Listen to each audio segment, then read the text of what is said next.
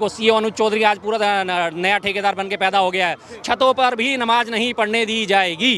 क्यों भैया, क्यों? अब आने वाले टाइम में तो देखे कितने लोगों को रोकेगा कि सड़क पे कावड़ नहीं निकालने दूंगा मैं, सड़क पे रामनवमी का जुलूस नहीं निकालने दूंगा मैं, हनुमान जयंती में मैं भंडारे नहीं होने दूंगा, रोड ब्लॉक होती है, कितने तेरे मुंह से आवाज निकलती है, नहीं निकलेगी ना। एक समुदाय को टारगेट बनाना बड़ा आसान हो गया है, लेकिन वो लोग अगर 20 मिनट की नमाज पढ़ रहे हैं और उसमें तादाद ज़्यादा हो जाती है, मस्जिदों से निकल के बाहर तक आ जाते हैं, तो उन्हें परेशानी हो जाती है। जाम हो गया जी, जाम हो गया। जब हमारे प्रधानमंत्री साहब बाई रोड कहीं जाते हैं तब 3-3 घंटे के जो जाम लगते हैं उस पर क्या। नमस्कार, आप देख रहे हैं DS4 और मैं हूं आपके साथ विनायक कुमार। देखिए जिस तरीके से लगातार भारत के अंदर कभी जुम्मे पर, कभी नमाज पर, तो कभी जो है होली पर लगातार सवाल उठा रहे थे, आज एक बेहद दिलचस्प फोटो सोशल मीडिया पर सुबह से वायरल हो रहा है।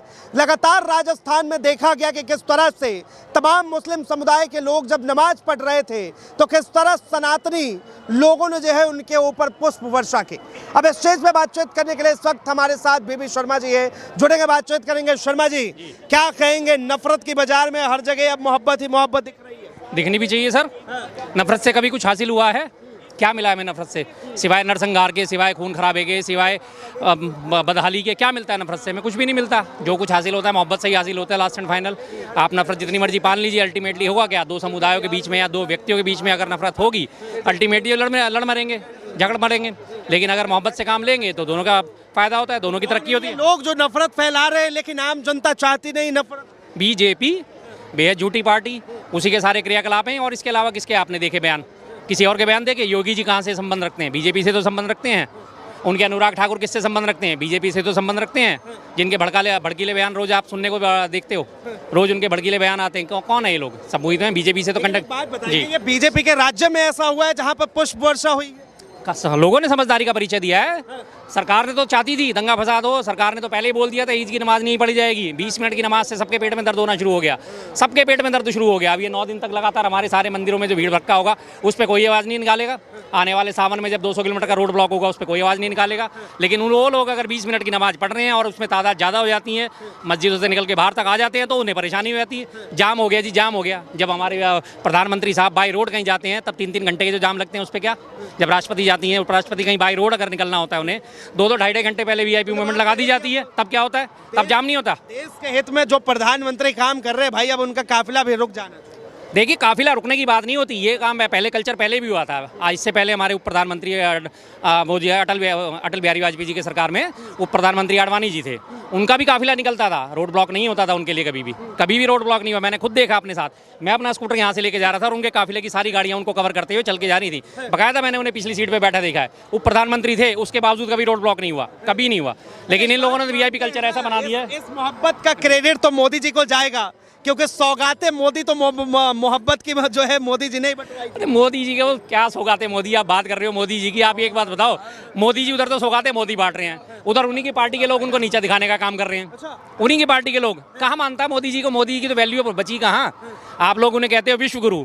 विश्व गुरु की बात तो उनकी पार्टी के लोग नहीं मान रहे। मोदी जी ने दिल्ली में आके वादा करा, आने वाले 8 मार्च को प्रत्येक महिला के खाते में 2500 रुपये आ जाएंगे। रेखा गुप्ता जी ने उनका वादा झूठा साबित कर दिया। अच्छा। मोदी जी दिल्ली में वादा करके गए होली और दिवाली पे सिलेंडर मुफ्त मिलेगा, होली भी निकल गई। रेखा गुप्ता जी ने उनकी बात नहीं मानी, वादा झूठा कर दिया।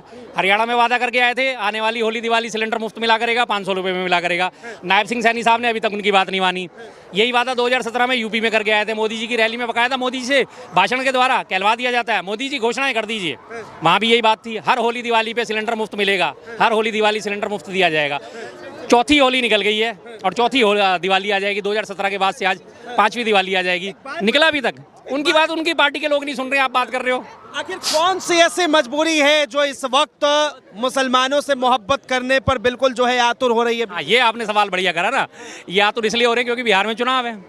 बिहार में बहुत सारी सीट्स का ऐसा है कि जिन पे मुस्लिम वोट निर्णायक साबित होता है, तो इसलिए वहाँ पे उनको खुड्डे लाइन लगाने की तैयारी तो पहले ही शुरू हो गई है नीतीश कुमार जी को। नीतीश कुमार जी के खिलाफ आपने देखा होगा लगातार आजकल तमाम सोशल मीडिया पे वीडियोस वायरल हो रहे हैं। नीतीश जी का दिमागी संतुलन ठीक नहीं है। कभी उनके पुराने बयान याद दिलाए जा रहे हैं विधानसभा के, कभी उनकी कोई हरकतें याद दिलाई जा रही हैं, कभी वो राष्ट्रगान वाला उनका जो है वीडियो वो वायरल हो रहा है, कभी आज उनका एक नई वीडियो वायरल हो गया कि वो किसी महिला को कुछ वो डमी चेक सौंप रहे थे, उसके उन्होंने वो कैमरे की तरफ मुँह नहीं था तो उन्होंने उसको हाथ पकड़ के उसकी तरफ घुमा दिया है। तो नीतीश जी को तो किनारे करने की कोशिश शुरू हो गई है और वहाँ पे मुस्लिम वोटरों में अपने जो है डालने के लिए शुरुआत कर दी है। 32 लाख इन्होंने सौगातें मोदी बांटी है। 22 करोड़ मुसलमानों में क्या 32 लाख ही हुए हैं जिनको ये सौगात मिलनी चाहिए? क्यों भाई? और उसके बाद अगर 32 लाख मुसलमानों को ही सौगात मिलनी चाहिए तो 32 लाख हिंदू भी हैं जो नवरात्रों का व्रत रख रहे हैं, उन्हें भी कुटु का आटा मिलना देखा चाहिए। गया, नीतीश कुमार को देखा गया पटना के गांधी मैदान में टोपी पहन के, नया नया कुर्ता पैजामा पहन के, और बिल्कुल जो है मुस्लिम समुदायों के बीच में चले गए, बधाइयां दे रहे हैं। ठीक है, अच्छी बात है, इसमें क्या बात है, अपने लोग हैं, अपने समुदाय हैं, उसमें क्या दिक्कत होगी। टोपी पहनने से किसी का धर्म परिवर्तन थोड़ी हो जाएगा। मैं अगर सिर्फ टोपी पहन लूंगा तो क्या मेरा धर्म परिवर्तन हो गया? अरे भाई कैसे हो जाएगा? और अगर कोई मुस्लिम व्यक्ति तिलक लगा लेगा तो क्या उसका धर्म परिवर्तन हो गया? कुछ नहीं है, ये सब फैलाई गई बातें हैं, कुछ नहीं होता इन चीज़ों से। आप जैसे हो वैसे ही रहोगे जब तक आपकी विचारधारा नहीं बदलेगी, जब तक आपका व्यवहार नहीं बदलेगा, जब तक आपके विचार नहीं बदलेंगे, इनसे कुछ नहीं होता। देश के प्रधानमंत्री जो है ट्वीट करके ईद की बधाई दे रहे हैं, और राहुल गांधी जो है चले जाते हैं माता वैष्णो देवी के दर्शन करने। क्या बुराई है सर? क्या बुराई है? बुराई क्या है सर इसमें, बताइए। उन्होंने ईद का भी ट्वीट करा हुआ है राहुल गांधी जी ने। उनके अगर आप ट्वीट की टाइमलाइन देखेंगे ना, हर चीज़ के आपको ट्वीट मिलेगा। अगर ईद है तो ईद के लिए भी, नवरात्रि है तो नवरात्रि के लिए भी, अगर किसी का मरण दिन है तो मरण दिन के लिए भी, किसी का जन्मदिन है तो जन्मदिन के लिए भी, हर चीज़ पे उनका सबसे पहले ट्वीट आता है। लेकिन उन्होंने बाकियों को नहीं दिखाना होता। सुबह से आज ये बात चल रही है राहुल गांधी के बारे में, आपने भी ये बात उठा दी, लेकिन उसके बाद उनकी टाइमलाइन खंगाली आपने ट्विटर में नहीं खंगाली होगी। उनका पहले आया हुआ है, ईद से एक दिन पहले रात को ही आ चुका है उनका, ईद मुबारक सबको आ चुका है। और वैष्णो देवी गए तो क्या गलत कर दिया सर? क्या गलत कर दिया? जाना चाहिए, अच्छी बात है, उनकी आस्था है, जोर मार रही है, जाना चाहिए, उसमें क्या बुराई है? नहीं, जिस तरह से बार बार मेरा सवाल यही था, मकसद ये था पूछने का कि जिस तरह राहुल गांधी को प्रेजेंट किया जाता है कि ये सनातन विरोधी है, तो ठीक जो है ईद के दिन वो वैष्णो माता के दर्शन करने जाते हैं, तो ये बेहद ही दिलचस्प होता है देखने में। सर दिलचस्प होता है क्या? ईद के दिन वैष्णो देवी जी के दर्शन करना अपराध है? सनातन का अपमान हो जाएगा। और जिस दिन अगर राहुल गांधी जी गए उसी दिन कम से कम 20 लाख व्यक्ति, और कम से कम 2 से 20 लाख व्यक्ति लगभग और पहुंचे होंगे। और नवरात्रि शुरू हो गए हैं, वैष्णो देवी में भयंकर भीड़ होती है, तो उन सब लोगों को भी यही माना जाए, उन सब लोगों के बारे में यही सोचा जाए कि नहीं वो तो ऐसी बात नहीं, सनातन का अपमान करते हैं लोग। तो अब ईद के लिए स्पेशली ईद को छोड़ के यहाँ पे दर्शन करने आ गए हैं। मतलब बीजेपी के हाल वो है, करे तो क्यों करे और नहीं करा तो क्यों नहीं करा। एक वो बड़ी पुरानी कहावत है, मेहमान से पूछते हैं लोग, भाई आए हो तो क्या लेके आए हो अपने घर आने, और जाओगे तो क्या देके जाओगे, लेकिन तुम्हें कुछ नहीं करना। मतलब ये कि विपक्ष जो है खामो खा का प्रोपेगेंडा बना रहा था बीजेपी और मुसलमानों के बीच। विपक्ष कहाँ प्रोपेगेंडा बना रहा था? प्रोपेगेंडा तो ये लोग खुद बनवाते हैं। आप इस प्रोपेगेंडा को खुद ही देख लीजिए। योगी जी के बयान आए, ईद की नमाज नहीं पढ़ी जाएगी, छतों पे भी नहीं पढ़नी दी जाएगी। ठीक है जी, हरियाणा में ईद की छुट्टी कैंसिल कर दी गई। कहाँ हैं ये सब लोग? बीजेपी के सबऑर्डिनेट है ना। प्रधानमंत्री अगर वास्तव में सौगाते मोदी देना चाहते थे तो पहले सबसे पहले हरियाणा के मुख्यमंत्री को डांट फटकार लगाते, ईद की छुट्टी कैंसिल कैसे करिए। योगी जी को बोलते, क्यों भाई आप कैसे नमाज पढ़ने से रोक सकते हो, ये भी हमारे भाई बंधु हैं, क्यों नहीं बोला उन्होंने? असली सौगात तो ये होती है कि किसी का धर्म का पालन उसे करने दिया जाए।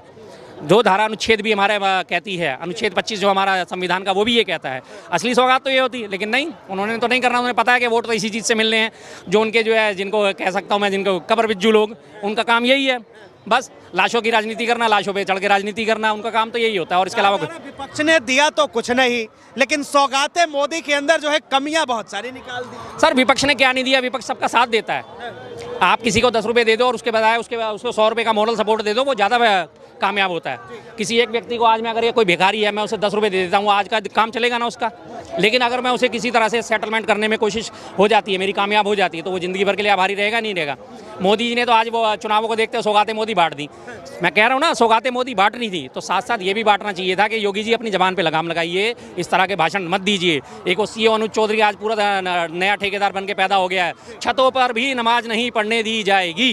क्यों भैया, क्यों? अब आने वाले टाइम में तू देखे कितने लोगों को रोकेगा। ये सड़क पे कावड़ नहीं निकालने दूंगा मैं, सड़क पे रामनवमी का जुलूस नहीं निकालने दूंगा मैं, हनुमान जयंती में मैं भंडारे नहीं होने दूंगा, रोड ब्लॉक होती है, कितने तेरे मुंह से आवाज निकलती है, नहीं निकलेगी ना। एक समुदाय को टारगेट बनाना बड़ा आसान हो गया है और उसी समुदाय को टारगेट बनाया जा रहा है लगातार। क्या कहा जाए कि प्रधानमंत्री मोदी जो है मुसलमानों से छुपे रुस्तम की तरह मोहब्बत कर रहे हैं? छुपे रुस्तम की तरह मोहब्बत नहीं कर रहे। प्रधानमंत्री मोदी जी का हमेशा क्रियाकलाप, आरएसएस के बारे में नेहरू जी और पटेल जी ने एक बात बोली थी, अगर आरएसएस के लोग पूरब में जाएं तो उन्हें पश्चिम में ढूंढना चाहिए। उनका सीधा मतलब हमेशा से मोदी जी का यही होता है कि अगर वो सौगाते मोदी बांट रहे हैं तो इसका मतलब मैं तो सौगाते मोदी बांट रहा हूँ, लेकिन इन लोगों को अच्छी तरह तुम लोग टाइट कर दो।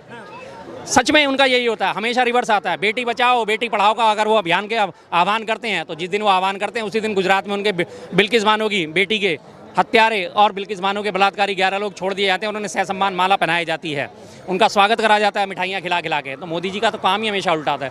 मोदी जी सुबह कुछ और बोलते हैं, शाम को कुछ और बोल देते हैं, और उनके लोग समझ जाते हैं कि अब हमें आने वाले टाइम में करना क्या है। अगर मोदी जी सौगाते मोदी बांट रहे हैं तो इसका मतलब अब सारे मुसलमानों को दबोचो, इनके लिए बात करो, इन्हें नमाज ना पढ़नी दी जाए, इनको अपने आगे मस्जिद में ना जाने दिया जाए, इनको घरों की छतों पर भी नमाज ना दे करनी दी जाए। इसका मतलब ये निकालते हैं वो लोग। क्यों इस तरह की पाबंदी क्यों? और बीजेपी नेताओं के तमाम जो बयानबाजी आए, कहीं ना कहीं उन सब पर जो है अब एक करारा तमाचा जड़ दिया है लोगों ने। तमाचा जड़ना ही चाहिए। ऐसे लोगों की राजनीति जो है आपको कंगाल करके छोड़ेगी, आपको बदहाल करके छोड़ेगी, आपके आने वाली नस्लों को ख़त्म करके छोड़ देगी। आज की डेट में 18, 20, 25 साल का जो जवान युवक है, जो जवान युवा है, उनके दिमाग में ऐसा जहर भर दिया गया है। वो लोग अपने आप को कहते हैं हम धर्माधिकारी हैं, धर्म के नाम पे कटने मरने को तैयार है, लेकिन उन्हें ये नहीं पता कि नुकसान तुम्हारा ही होगा। सब लोग अगर इनकी बातों में आके दंगा फसाद पे शुरू हो जाएंगे, लड़ाई झगड़े पे शुरू हो जाएंगे, पुलिस आएगी उठा के ही नहीं अंदर करेगी। नेताओं का कुछ होना है? कुछ नहीं होना। भड़काऊ भाषण देने वाले नेताओं का कुछ होना है? कुछ नहीं होना। यति नरसिंहानंद जैसे को कुछ होना है? कुछ नहीं होना। आराम से बैठे रहेंगे और पुलिस प्रोटेक्शन और मिलेगी उन्हें। तो मैं तो हर बार अपील करता हूँ, मैं बार बार अपील करता हूँ मैं तो जनता से, भाई इन लोगों के बहकावे में मत आइए, आराम से अपना काम धंधे पे ध्यान दीजिए, आराम से अपनी सेहत पे ध्यान दीजिए, हर चीज़ पे ध्यान दीजिए। मैं तो खुश होता हूँ हर चीज़ से। ऐसे जितने भी हमारे अगर बात होती है, जितनी भी खुशी होती है इन सब चीज़ों को देख के, उतनी खुशी मुझे मिलती है इन सब चीज़ों को देख के। उन्होंने फूल बरसाए तो आज मैं यहाँ पे खड़ा हूँ। आज मुझे सुबह से शाम अभी तक सुबह से 50 इन्विटेशन आ चुके हैं ईद की दावत के। 50 इन्विटेशन अब तक आ चुके हैं। और मेरे घर खाने गए नहीं, मैं जा नहीं पाया, टाइम नहीं है ना सर। अब मैं जाऊँगा कल परसों के हिसाब से जाऊँगा। आज सुबह से काम में बिजी था। मैंने कहा ठीक है मैं आऊँगा, सब लोगों के पास आऊँगा। सुबह से 20 डब्बे मेरे घर पे आ चुके हैं ईद की मिठाई के। तो फिर ऐसे लोगों में तो खुशी होती है ना, तो ये खुशी उन्होंने बांटने से बढ़ती है ना। सिर्फ जो है खीर नहीं खिलानी पड़ेगी, उसके साथ जो है अब गुजिया भी खानी पड़ेगी। तो गुंजिया क्यों नहीं खाते? गुंजिया सब खाते हैं सर। कौन कहता है गुंजिया नहीं खाते? मतलब एक गुंजिया भी ऐसा अछूत चीज़ कर दी कि जिसे मुसलमान नहीं खाते। अरे भाई मिठाई है, कल को तुम कहोगे गुलाब जामुन तो हमारा है और उसके बाद रसगुल्ला तुम्हारा है। ये कोई सेंस हुआ है कि हरी पिस्ता बर्फी जो है वो तो तुम्हारी हो गई, सफ़ेद जो पिस्ता बर्फी है वो हमारी हो गई? कोई सेंस है इस चीज़ का? बेतुकी भी आता है, तो बेवकूफ़ बनाने वाले तरीके हैं और इसके अलावा कुछ नहीं है सर। बहुत बहुत धन्यवाद तमाम जानकारी के लिए। तो ये सुना किस तरह से हमारे साथ शर्मा जी लगातार बने हुए हैं और इन्होंने जिस तरह से बातें की कि मोहब्बत जिस तरह से आज देश के अंदर में देखा गया कि किस तरह एक धर्म के जब तमाम लोग नमाज पढ़ रहे थे तो दूसरे धर्म के लोग जो है किस तरह उनके ऊपर पुष्पों की वर्षा कर रहे थे। बहरहाल इसे लेकर आप क्या सोचते हैं, अपनी प्रतिक्रिया जरूर दें। फिलहाल के लिए इतना ही। ऐसे तमाम खबरों के लिए देखते रहे DS4 न्यूज़।